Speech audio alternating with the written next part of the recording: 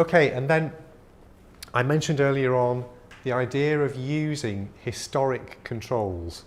And again, this is a recent idea that we might be able to use electronic health records to provide controls for current randomized trials. So if you imagine that you've got let's say that there's a population of people with cancer, and we've got a new treatment, but which we think possibly doesn't work well for everybody with the cancer, but might work on a small subgroup of people who are red. If I do a standard randomized trial in everybody with the cancer, then the clinical effect size that I see will be small, because the drug's only going to be effective in a small subpopulation. Yeah? So I could do my big randomized trial, but it isn't going to be that useful. What will be much better is if I can do a randomized trial where I only include the subgroup who I think might benefit. But the problem is, they might be a very small group of patients, and it might take me a very long time to recruit enough patients to do a randomized comparison against either the next best treatment or no treatment, whatever it happens to be. It's possible, if the data exist, that I could use patients that look like these red patients, but maybe 3 or 4 years ago, when this treatment wasn't available, if I've got the right kind of data. There are lots of considerations that we need to be careful about if we're going to do this. So we need to be careful exactly who we would compare with. What sorts of patients were they? Are they easily identified from a data source that already exists?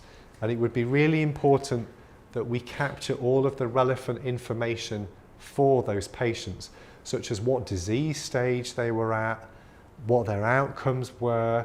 So this is not straightforward, but it's the sort of work that people are doing to see whether we can use historic controls to use as the non-treated comparator arm for current day randomized trials, if that makes sense, or controlled trials. So it would be quicker because more eligible patients are treated, which then means that potentially new useful treatments can be given to a wider group of people quicker.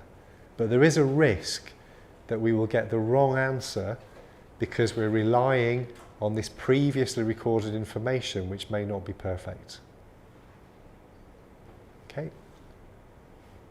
Okay, so to summarize, so we know that electronic health records are being used more and more. We've got some very large data sets from all sorts of regions of the world. I should also mention that there are, of course, big regions of the world where these data are not available. And if you're working certainly in lots of countries in Africa, for example, it's very rare to be able to access data on this kind of scale. And in fact, the treatment effects you might see in some of those countries could be very different for good reasons. And we won't be able to answer questions on them until we've got access to better data in more regions. Our understanding of how to make the best use of these data is at different stages depending on the sorts of research questions we want to ask. So we have well-established methodologies for looking at drug utilization and to estimate the risks associated with taking drugs.